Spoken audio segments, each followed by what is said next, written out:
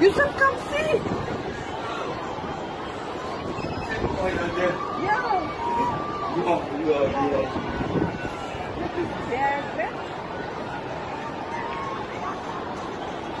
You got that whole thing.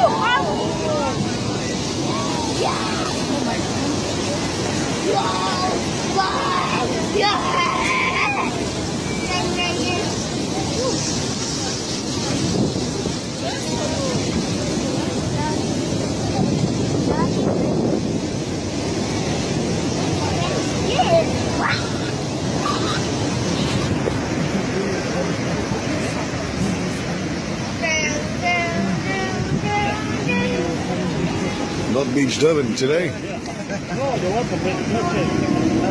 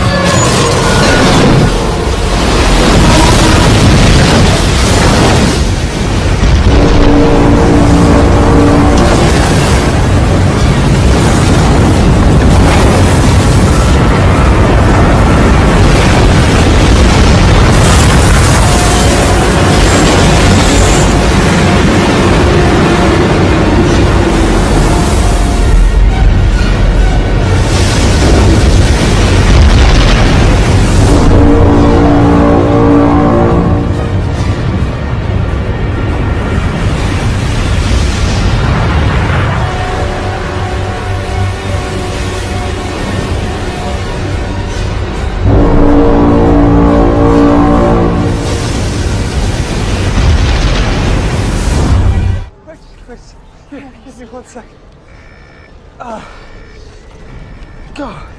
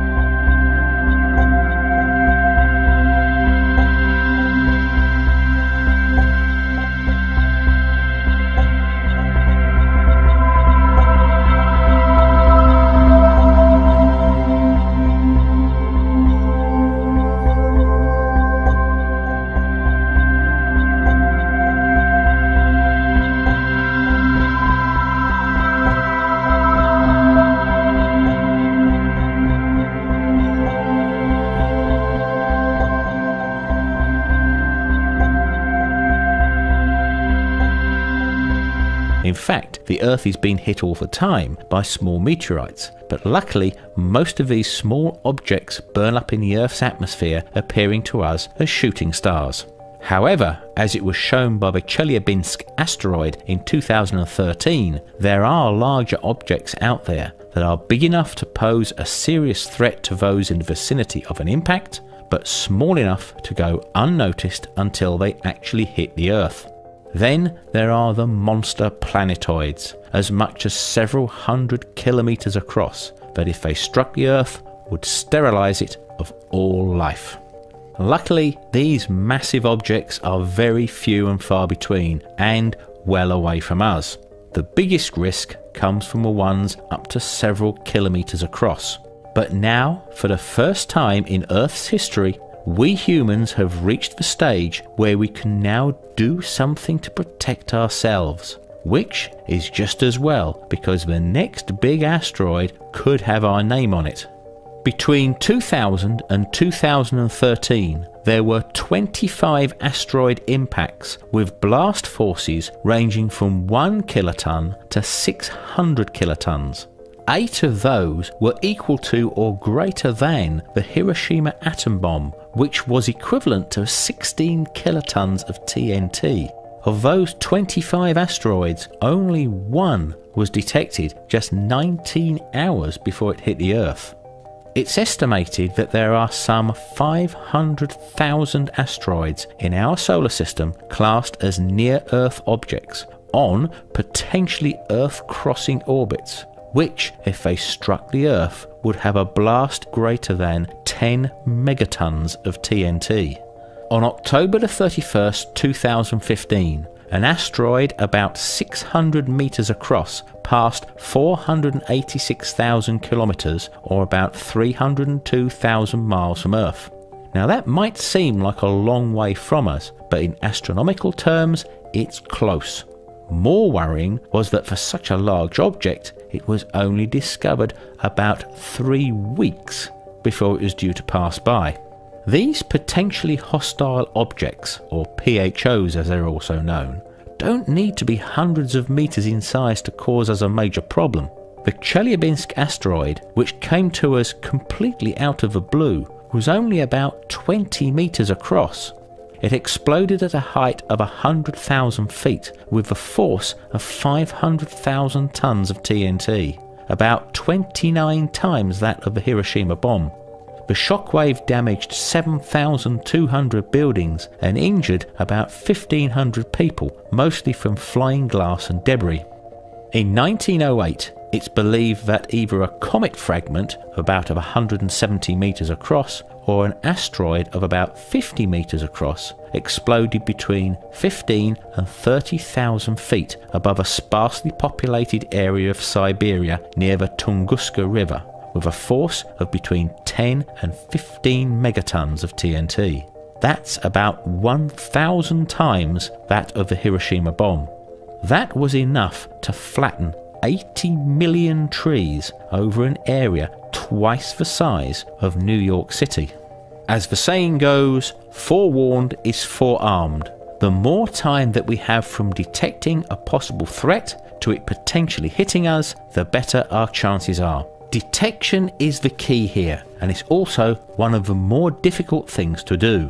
Even large asteroids are difficult to find. They are formed in the inner solar system from the same rocks and dust that created the inner planets, and many are believed to be effectively just piles of rock loosely held together by gravity.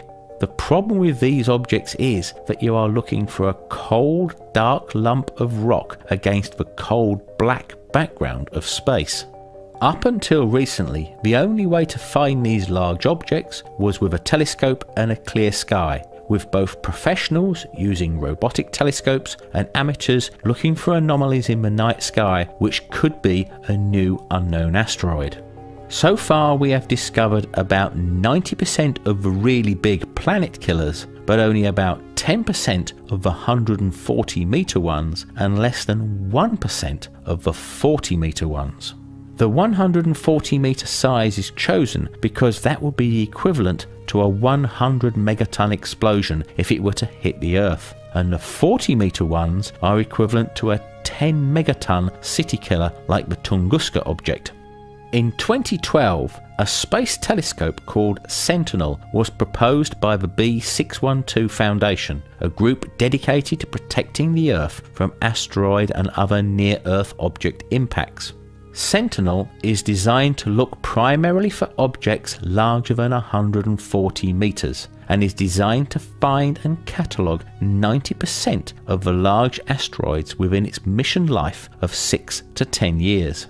When placed in an orbit between the Earth and the Sun, and with its camera facing away from the Sun, it will be able to detect the tiny amount of heat or infrared energy reflected from the Sun by asteroids compared to the cold, dark background of space.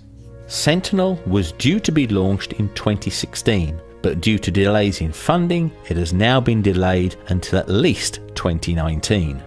In 2013, NASA announced that it would recommission the Wide Field Infrared Survey Explorer, or WISE space telescope, to look for near-Earth objects. NASA also has plans for its own space telescope specifically for asteroid detection called NEOCAM. If the project gets the go-ahead, it will be ready to launch by the end of 2021. Most of the near-Earth objects have orbits which can be anything from several years to several decades. This can give us plenty of time, providing they can be detected early enough. But what could we do if we did find an object on a collision course with us? There are basically two options: deflection or fragmentation. Deflection only really works if the object is a long way from Earth. We could send a satellite to intercept it, and then by either landing on it and pushing it with rockets, or maybe even crashing into it at high speed with a kinetic impactor, or basically a heavy spacecraft. The theory is that even a tiny change in the object's course at these huge distances from us could alter its course away from Earth. The second method, which many people will have seen in films like Armageddon and Deep Impact, is to blow it up with a nuclear weapon. Although in real life, blowing up a large asteroid could be almost as dangerous as leaving it intact, because it could result in thousands of city-killer-sized rocks or bigger raining down across a large area of the planet. The favoured way to use nuclear devices is the standoff method. The plan would be to explode one or more nuclear devices at a standoff distance of say around 30 meters or so from the asteroid's surface. Not so close as to break it up, but close enough to vaporize the surface to a shallow depth. This would create jets of material as the surface vaporizes, which would then act like thrusters pushing away into a different trajectory. Again, this would only work for an object that was detected well ahead of time and a long way from Earth. A NASA study in 2007 concluded that using nuclear devices to push an object off course would be between 10 to 100 times more effective than the kinetic impactor or push method. This has been backed up by modelling such an event on the CELO supercomputer at the Los Alamos laboratory in 2011. If, however, an extinction-level object greater than 1 kilometre across or a comet were found to be on a collision course but with only a few months' notice, then fragmentation may be the only option left, because we just would not have enough time to gradually push it off course. We would then have to just hope that the explosion would be large enough to either vaporize most of the object and scatter the remainders enough to either miss us altogether, or be small enough to burn up in the atmosphere if they did hit us. In 1995, Edward Teller, one of the original designers of the atom bomb, suggested a collaboration of ex-Cold War nuclear bomb designers from the US and Russia to create a 1 gigaton nuclear device that could be mounted on a high-powered space rocket. Such a device would be 20 times more powerful than the largest nuclear weapon ever exploded, the 50 megaton Tsar bomber created by the Soviet Union in 1961. And this would be able to vaporize a 1 kilometer asteroid or deflect ones with diameters of 10 kilometers or more. The problem we have with any of these and other theoretical methods is that for the immediate future they are just that, theories. If a large asteroid were to be discovered tomorrow and just a couple of months away from Earth, we currently have no really effective way of dealing with it. Just getting a launch mission prepared takes months, let alone what we would actually put on it. The Chelyabinsk incident has focused the issue surrounding the threat of extraterrestrial objects. But our Earth is in an interplanetary shooting gallery, and it is just a matter of time before a large asteroid is bearing down on us. Hopefully, before then, we might have some actionable plan to save us from going the same way as the dinosaurs when the last big object hit Earth. Thank you for watching. I hope you enjoyed the video, and if you did, then please thumbs up, subscribe, share and comment.